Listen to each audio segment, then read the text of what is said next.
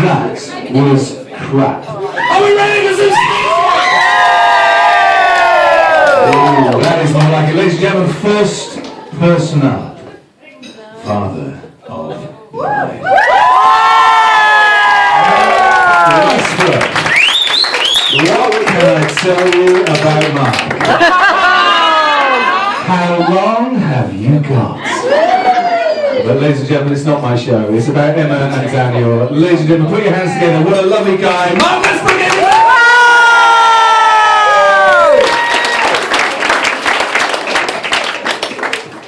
Oh my God. Right. Okay, first of all, there's a drinking game going on over here. Depending on what words are said. So, Lauren, Merritt. Okay.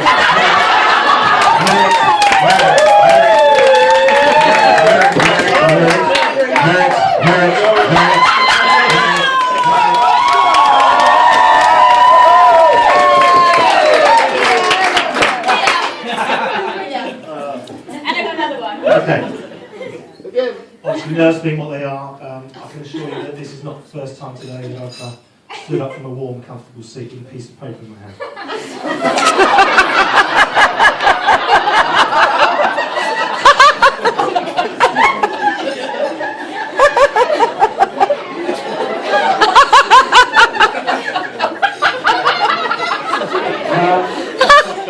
A good friend suggested it would be prudent to prepare a few lines beforehand. And I must say, as a first-time cocaine user, it certainly seems to have done the trick.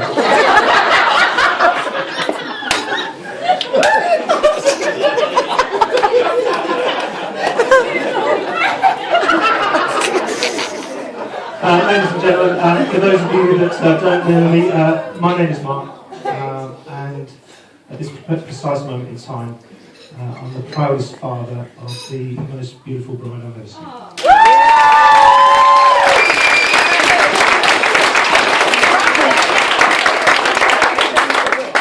Now, the plan was to commit this speech to memory, but unfortunately last Friday night's stag night resulted in the destruction of any useful grey cells that I had remaining, as well as considerable scarring to my liver. You may have heard some rumours, they're all untrue. I'll therefore refer to my notes for the remainder of this speech. So, on behalf of all us parents and step-parents, I'm delighted to welcome and thank you all for being here to celebrate Emma and Daniel's most special day of their life so far. Family and friends have travelled from as far as the United States of America. Woo! Yeah, baby! Whoa, whoa, whoa! It's the loud drunk ones, and it only gets worse. Canada, Dubai, Canada. Whoa! Dubai. Woo! Greece. Oh! That was the plate going. Devon. Surrey. Yay! North London. Woo! Oxfordshire. And oh, is it Alabama? That's America. But I'll do Alabama. Alabama! Wow! And some of you managed to get here as far as Buckinghamshire. Which you're brilliant. I love you guys. Okay. Seriously though, there are 3 loved ones who are not with us today. Daniel's great aunt Peggy, who's not well enough to travel from her home. And Daniel's grandfather Cyril, and of course Daniel's dad Phil. Now, I count myself lucky and proud to have you as a son-in-law, Dan. So I just can't imagine how proud your dad and granddad would be if they were here with us today. So,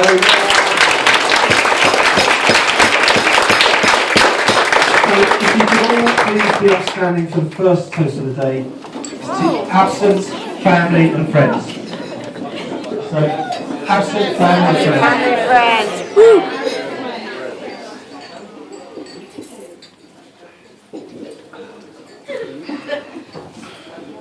Oh, I'm glad I don't drink now.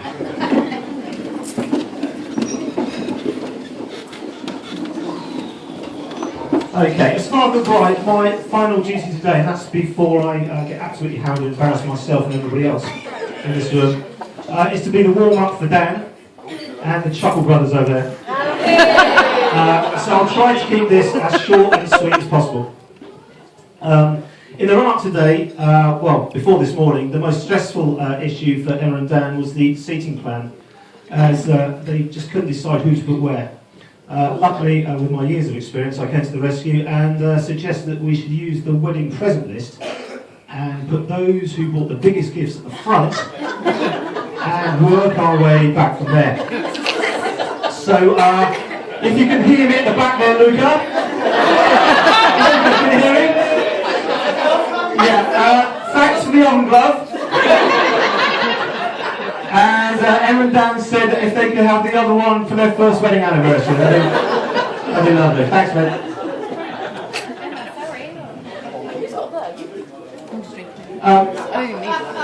There are also 4 people that I'd especially like to thank today. The first is Emma's mum, Judy.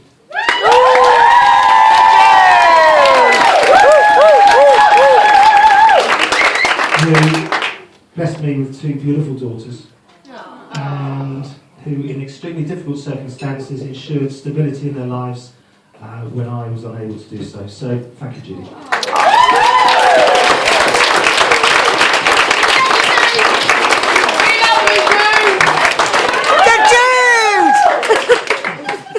Milk it. The second is Emma's lifelong partner in crime, Sophie. Now, they're as thick as thieves. They've always covered each other's backs and are the closest of friends. Emma is the mother hen to Sophie's runaway chick. But to be honest, they wouldn't have it any other way. Sophie, the support you've given Emma in the run-up today is immense, and I'm sure that when the time comes and you've hooked some poor unsuspecting girl,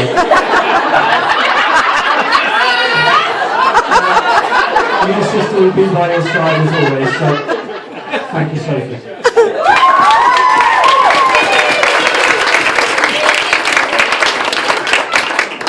The other 2 people are Steve and Helen.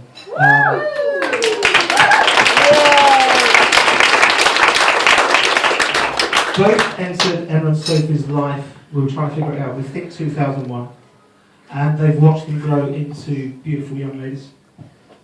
Helen initially won over the girls with her knowledge of all the best shops in London, and also that you could smother and hide vodka with Coke. And he went to that. Oh, Abby, I remember you were there as well. Yes, I do remember. Was that Abby? That was another night, but don't believe anything you hear. But also by later on producing 2 brothers. Two brothers who love their sisters as much as their sisters love them. So thank you, Helen.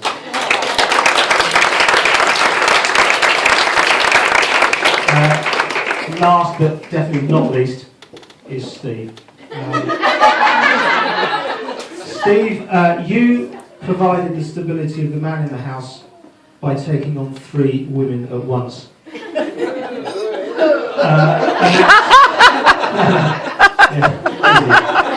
act that can only be described as either heroic or foolish.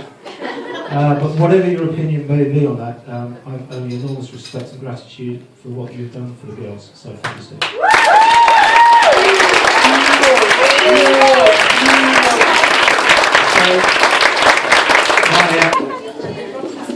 Oh, moving up now. Oh. Okay. Emma.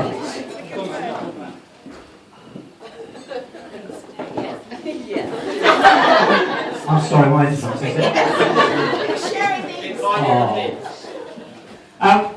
Today, Emma, everybody's here because they love you and they love you, and she loves you. Is that right? Yeah. You know what I'm talking about. When Emma walks into a room, the room just seems to smile, and even after she's long gone, the room just seems to carry on smiling. She's an incredibly loyal and generous person to the extent that the majority of friends here today are the same friends that she had in her teens, who obviously then they were a lot more sober. She Well, maybe not. She has an actual gift to make people feel comfortable and special. It doesn't matter if you're age 1 or 101 or any age in between. You'll always remember the first time that you met Emma. In a crowd, she has an ability to stop heckling me, would you please? Look, it's been your day all day. This is my time, all right?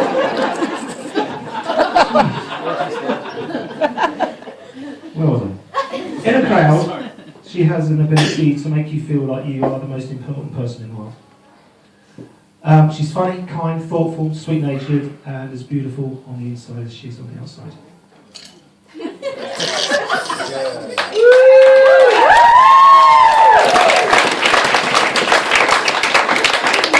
Emma, you came into this world in a hurry, and basically you haven't stopped since. The pregnancy was pretty straightforward. There was no morning sickness, dizzy spells, physical complications or cravings, and pain-free birth. Your mother, on the other hand, had a hell of a time. Puking, fainting, swollen ankles, and buckets of pickled onions. And her language during delivery, well, I've never heard anything like it. I spent the whole time in between cigarette breaks apologising to the staff. It was atrocious. I must admit, when I first laid eyes on you, I thought you were quite ugly.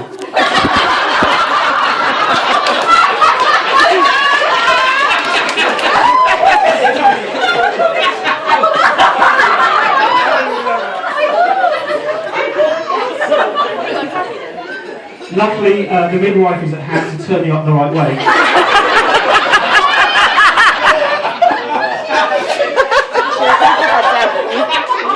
And that was the first time I gazed into those beautiful baby blue eyes. You had inherited your Nanny Deirdre's red hair, my slightly jaundiced skin, and your mother's toxic green poos.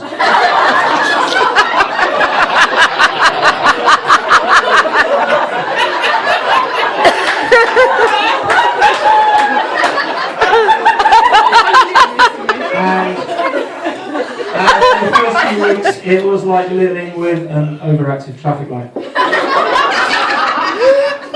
However,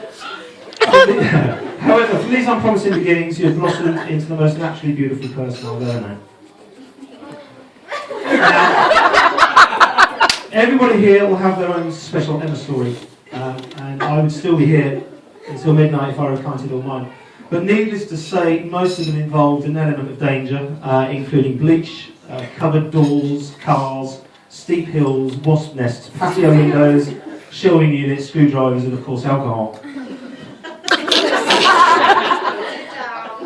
Now, like all dads before a wedding, I got very sentimental and decided to look through some old photographs of Emma. Now, tears welled up in my eyes, and one picture in particular stood out. It was the striking pose of my beautiful daughter, lying on a rug, naked, dribbling and pointing at the camera lens. How sweet she looked, trying to stand up on those little wobbly legs. Looks like it was a hell of a hen night, girls.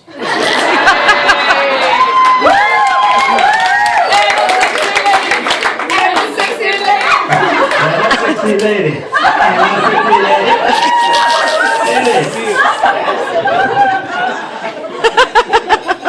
So, now I move on to Dan. Now, Dan, our new family member.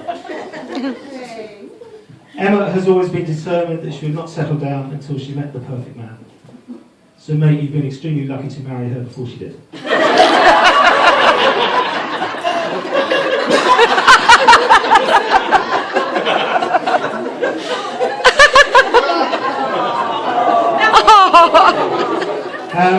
I think you've been with Emma long enough to know what you're letting yourself in for by joining our family, so to be honest, I have got absolutely no sympathy for you whatsoever. To be fair, the best way to understand what somebody's really like is to, actually I've learned this recently, is to get onto and find out what they're listening online. their favourite songs, their favourite tunes. Now I know that Lil Wayne is a particular favourite of yours, and I'm looking forward to our many conversations about dog breeding and gardening, considering the number of his lyrics that refer to bitches and hoes.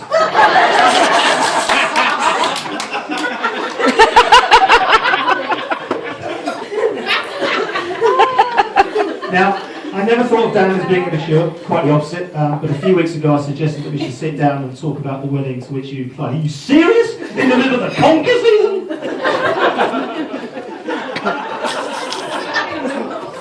So, finally, some advice for both of you, and tellingly, most of it is from Dan. Dan the man. Yeah. Make sure Emma knows who's boss. That's if she hasn't told you already. When a man holds a woman before a marriage, it is love. Afterwards, it is usually a form of self-defence. A man is not complete until he is married. After that, he's finished.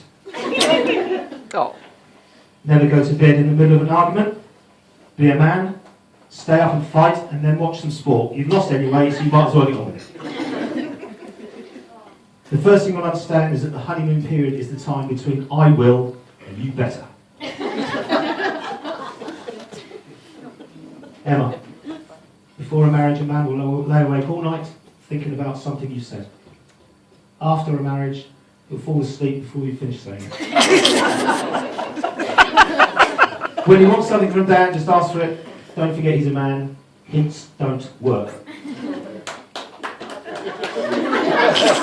A round of applause from all the gentlemen in the audience there.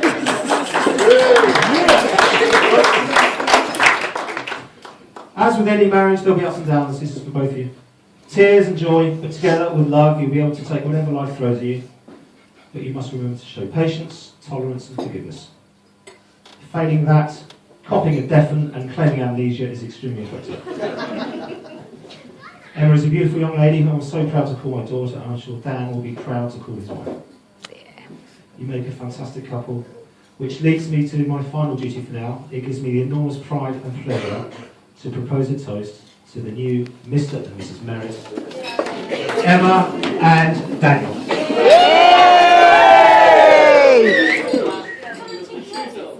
So you just said, have you finished? Only because I wanted to say, ladies and gentlemen, Father, give him a huge round of applause.